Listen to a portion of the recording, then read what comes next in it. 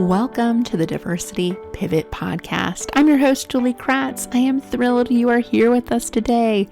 Our purpose is to share stories, ideas, and tools to help you on your diversity, equity, and inclusion journey. Let's meet this week's guest.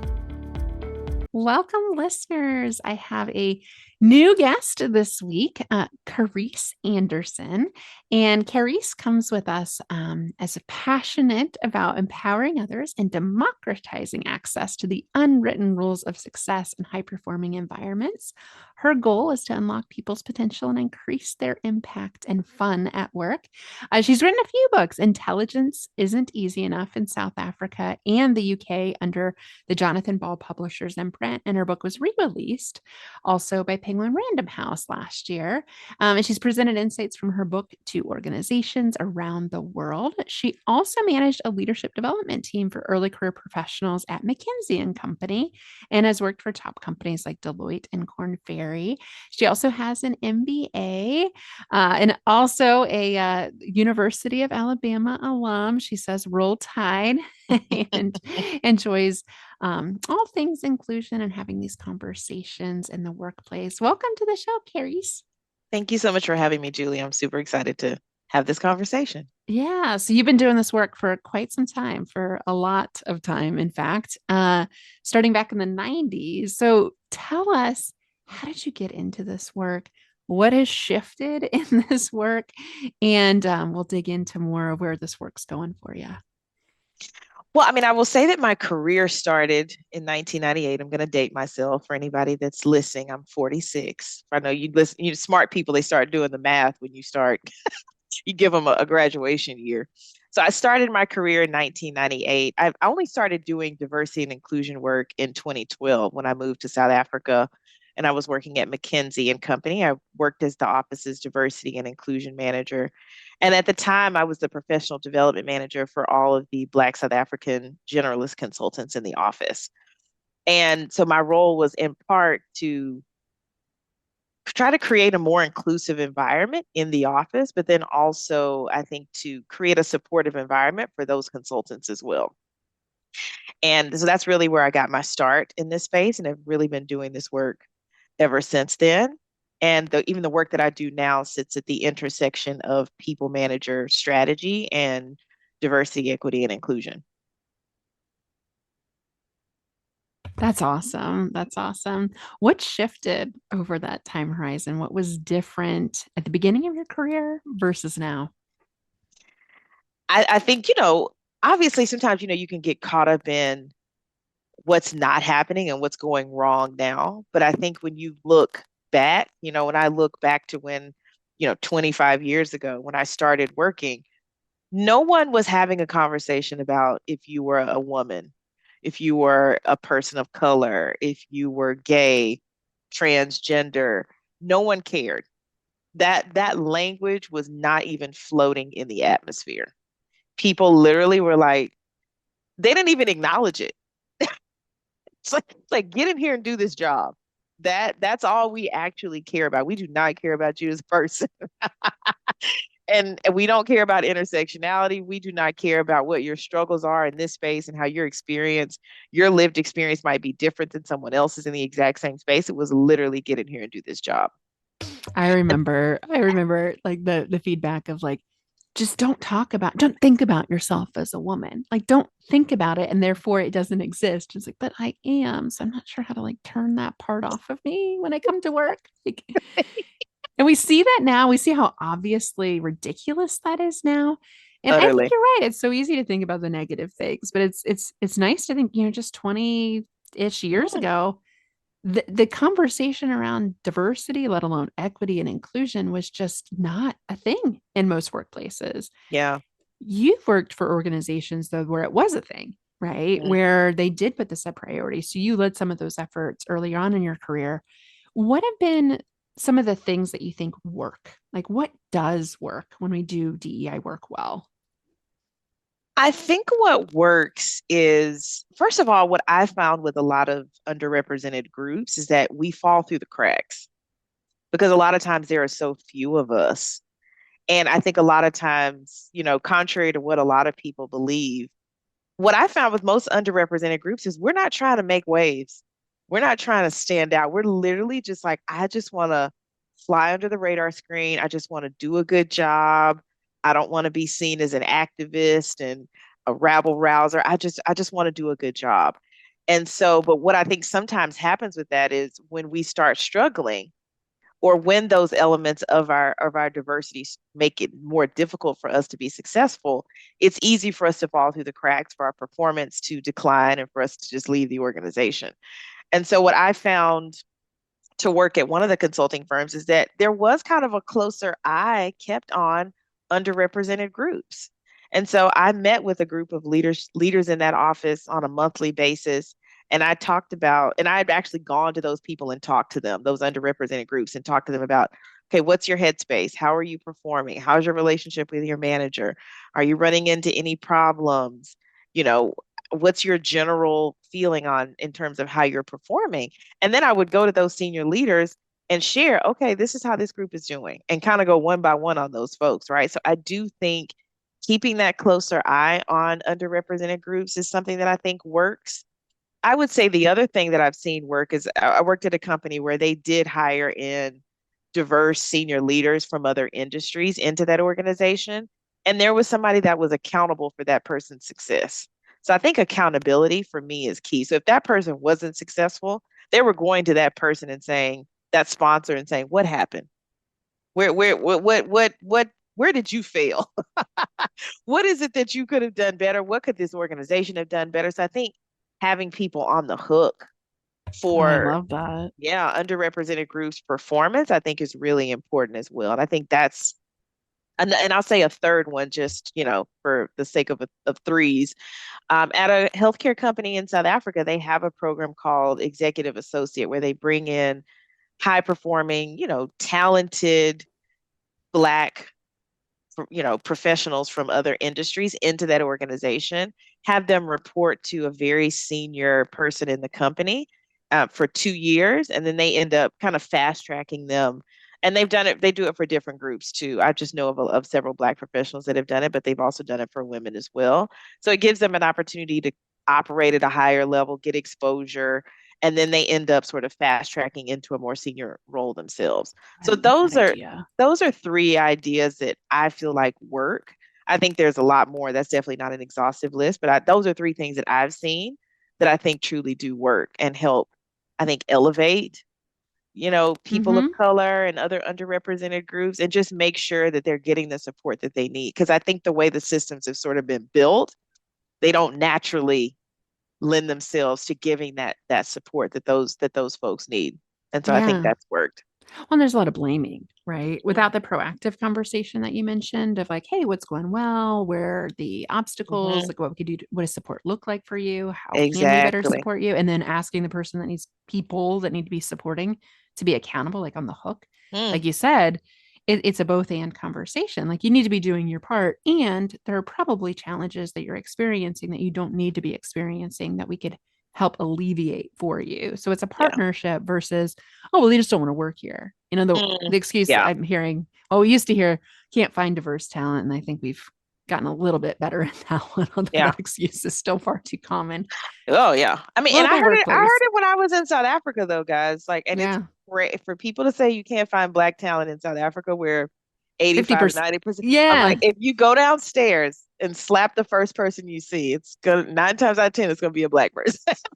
Well, hopefully you're not You physically know? having to do that. But it is. It's stark to say.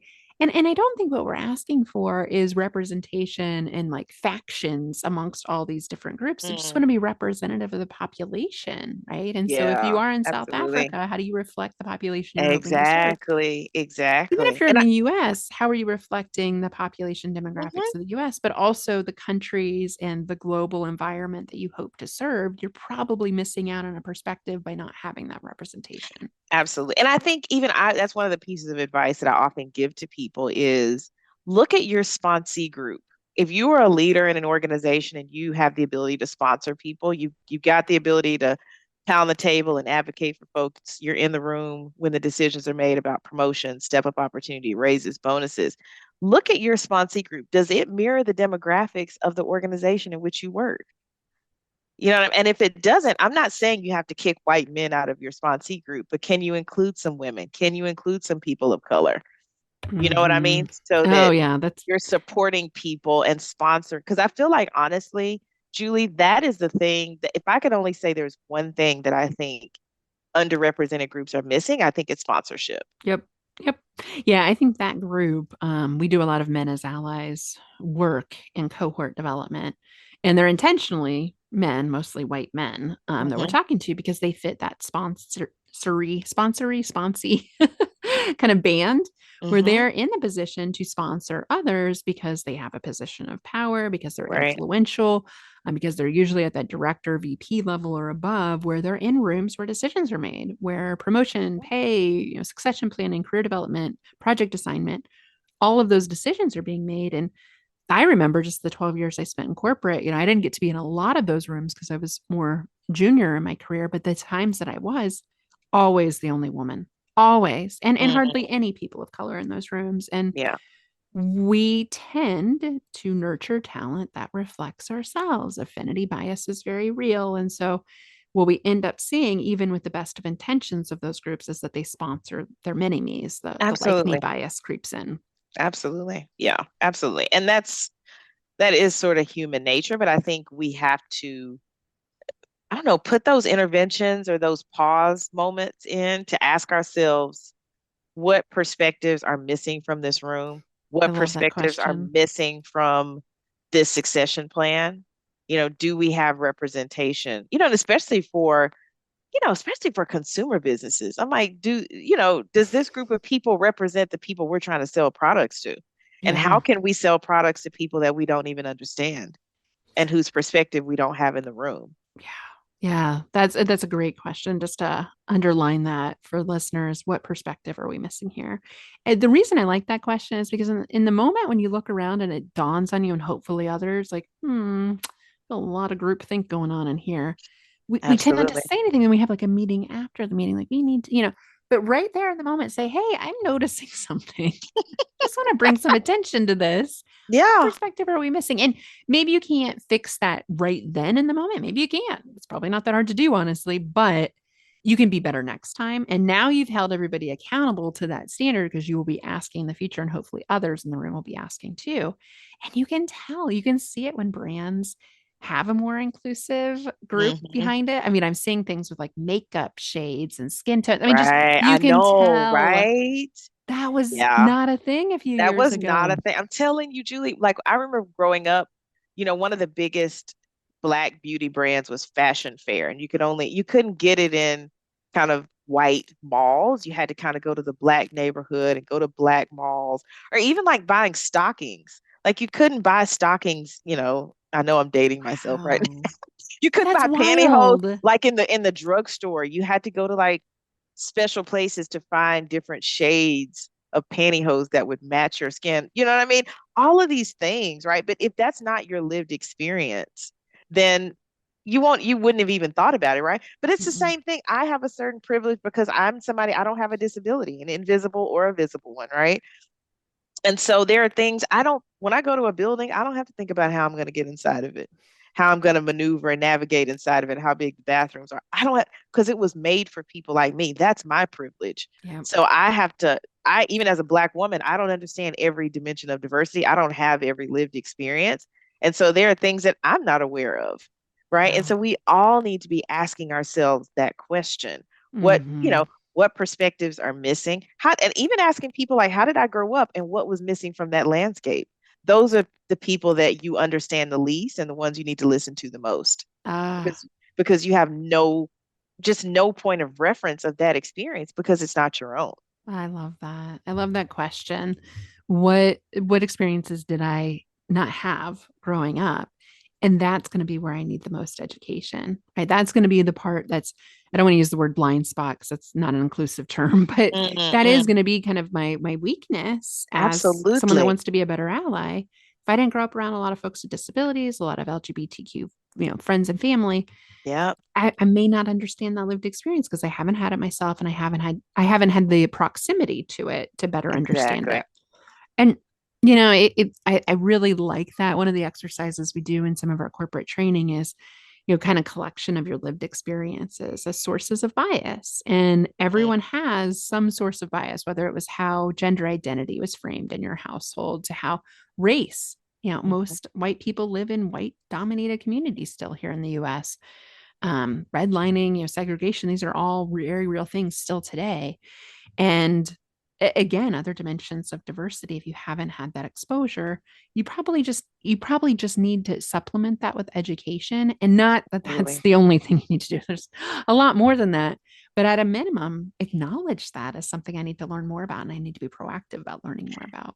And I will say, if I think on top of that, if most of your understanding about a group of people is based on the media and the news and movies and TV, then you may also have a very skewed perception of a group of people. Because I will be honest, sometimes when I hear people talk about African Americans, I have to remind myself, oh, wait, they're talking about me.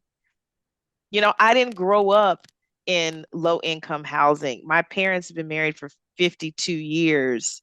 You know what I mean? Like my father's never been incarcerated. My mother's never had a drug problem. Like, but sometimes people talk about African Americans like there's just one African American experience. Yeah, not a monolith. Yeah, we have to be It's careful not with a that narrative. monolith. And I think people have to ask themselves, if you feel strongly about a group of people that you have not had exposure to, why is that?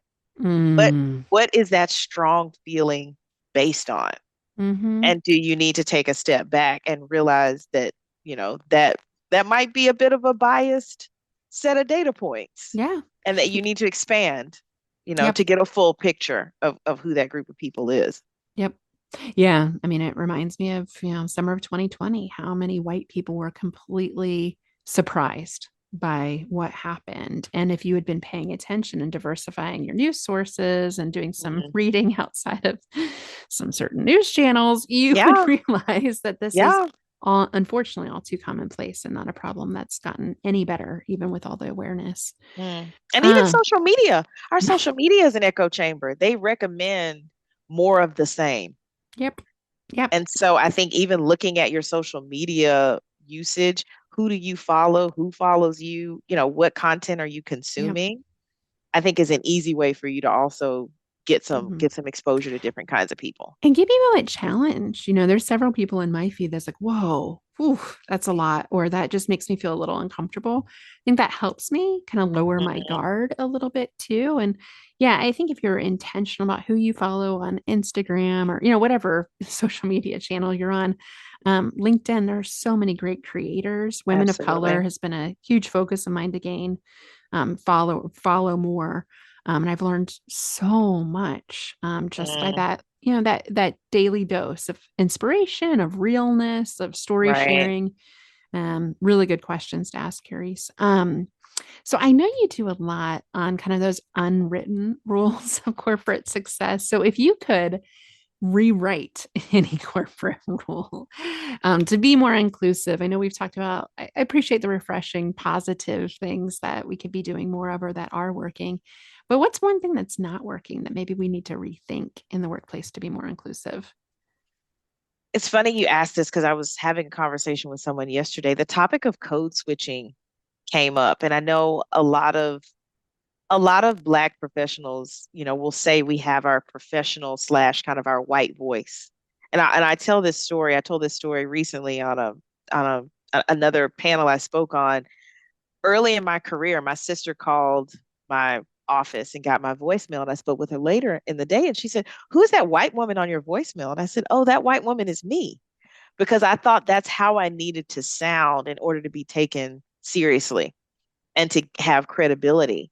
And I think there are a lot of Black people who don't really bring the full breadth of and depth of who they are to work, because you feel like people are going to judge that. Whether it's, you sound a certain way or you look a certain way, even the way you wear your hair. I mean, this, we were talking about it a second ago. 25 years ago, I never would have worn my naturally curly hair. I was straightening my hair because I thought that's what I needed to do to be professional. I didn't want to be seen as an activist or some sort of revolutionary, by wearing my hair in its natural state. But now more and more people are comfortable doing that, right? And so I think, a business school professor of mine says a leader has two responsibilities. Number one, show up as your authentic self. And number two, create the space for other people to show up as their authentic selves. Yeah. So, I think for me, that's one that I would really work on, is get people to, think about, how do you judge how someone speaks? Is it based on the content, or is it based on, the Southern twang, or somebody sounding, just a little bit more on the urban side, right? Are you going to judge and sort of dismiss that person's Mm-hmm. intelligence, the content of what they're saying, because of how they're saying it? Because on the flip side of that, I think sometimes we come with this mask, and then people experience us as inauthentic. Yeah. And then we're not able to build those relationships. And so, on the short term, it serves us, right, to be able to be taken seriously and get that immediate credibility. But in the long term, I don't think it serves us when we have to show up as this sort of Mm-hmm. representative version of ourselves. Mm-hmm. And those people that we're working with never get to know the real us either. So I think everybody kind of loses in the long term. Yeah. Yeah. I like how you framed that early on as like one of the questions I think about with code switching is like, what does professionalism look and sound like here? Exactly. Exactly. What is and what does it look like? What does it sound like? Because Hmm. oftentimes it's white, Yep. male, Hmm. non-disabled, more straight. Just so seldom examples of great leadership Yeah, being defined outside of that majority group. absolutely. And I say the same thing when it comes to, what does a success profile look like? Oftentimes it does not look like this. So when I have a performance wobble, I think sometimes, because I don't look like the typical successful profile, it's much easier for people to go to a place of, oh, I don't think she's going to make it here. She doesn't have the intrinsics. It's all that kind of coded language. Whereas Mhm. if I were a white man and I had a performance wobble, is it just, oh, it's just a blip on the screen? Oh, he'll do better next time. Yeah, He is yeah, having a rough day. he'll get there. You know what I mean? It's who's given more of an opportunity Hmm. to bounce back from a wobble, and Yep. what is that based on? And there's data on this, listeners, too. It reminds me, Joan C. Williams, Bias Interrupter. She has a bunch of data on this, and it shows, yeah, the perception of fairness in the workplace from women of color to white male. I mean, there's like a 20-point percentage Hmm. difference. And it's because of this, we overemphasize white male successes and we overemphasize women and people of color's mistakes. And so you're Mm, less likely to get credit for something good. At the same time, you're more likely to be penalized for something not good. And so there's this double standard. And one of the tools I always like to share is like flip it to test it. Kristen Pressner's work on this is helpful for me to say, if it was a white man, would we say the same thing? If it was a woman of color, would we say? And if that doesn't make sense, or you have a disconnect, then there's something biased at play there that you need to absolutely. unpack. And it doesn't make you a bad person. It's clearly an opportunity for you to be better. And like you said, we're all missing out when we can't share our full identities at work because we're having to harness that energy and that mental space into something that's not productive. Absolutely. And that's the thing. I think we only have but so much cognitive capacity. And if you're spending so much of it trying to sound professional and look professional, you're not able to use your full cognitive capacity to solve the problem and do the work that you were hired to do. Yeah, I spent so much time dialing up the masculine aspects of my Hmm. personality that I just, after 12 years, I couldn't do it anymore. I didn't realize how taxing. And I'm a white, Absolutely. able bodied, straight, cisgender woman. And so I have a lot of privileges Hmm. associated with that. But like you said, we kind of subconsciously fall into it. It's like how we share our voicemail. Like, and now being in the DI space, I want to try to sound not as white womany. Like I Mm, want to bring more of a holistic perspective to this but then I have to stay authentic to that is who I am and how I was raised. So this challenge of how to express our identity may not have been, to your point, discussed in the past in the workplace, but it is full on now. absolutely. Absolutely. And I think this generation, Gen Z, I mean, they are Oh, looking thank at goodness. diversity, equity, inclusion efforts and demographics as a criteria for where they will work and where they will remain, Yep. you know, working. And that's something I feel like I wasn't looking at that in 1998. I was just like, who's going to give me a job so I can pay my electricity and my car payment? Yeah. Who like money and benefits and not That's being all we treated were looking. terribly.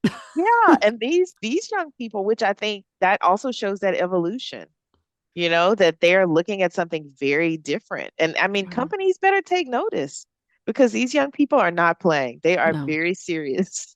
And they got power because there's a lot more open jobs than there are people. And that's not going to change anytime soon, even with an economic downturn. Like they've got a Yeah, lot more power than past generations did, and they're for sure. challenging things. They Oh, are. Carice, I could talk to you endlessly. So wonderful to get some positive. I really appreciate the positive pieces of this conversation and some wins and just some recognition of how far we have come and of course how much further we have to go. And leaving our listeners with just kind of where to follow you. Tell us more about your work, and we'll be sure to provide your website in the show notes as well. Sure. So you can all find me at Carice Anderson on LinkedIn, Twitter, TikTok, Facebook, Instagram. Go to my website at cariceanderson.com. And please go buy a copy of my book, Intelligence Isn't Enough, right here. Love it. Love It's it. available in all the good bookstores. And there's the ebook version. And I also recorded and narrated my own audiobook. So that's also available on Audible as well. Oh, I love it when authors do that because it feels like they're talking to you in your voice. Wonderful. Well, we'll link to all of that in the show notes. And Carice, thanks so much for spending time with us today. Thank you for having me. I enjoyed the conversation, Julie. Thank you for listening to this week's episode. If you liked what you heard, consider hiring Julie and the Next Pivot Point team to come speak at your organization's next event. We speak on a range of topics from active allyship to inclusive leadership to how to create a culture where everyone feels seen, heard, and feels a sense of belonging. Thank you for being on this journey with us. Go to nextpivotpoint.com to learn more.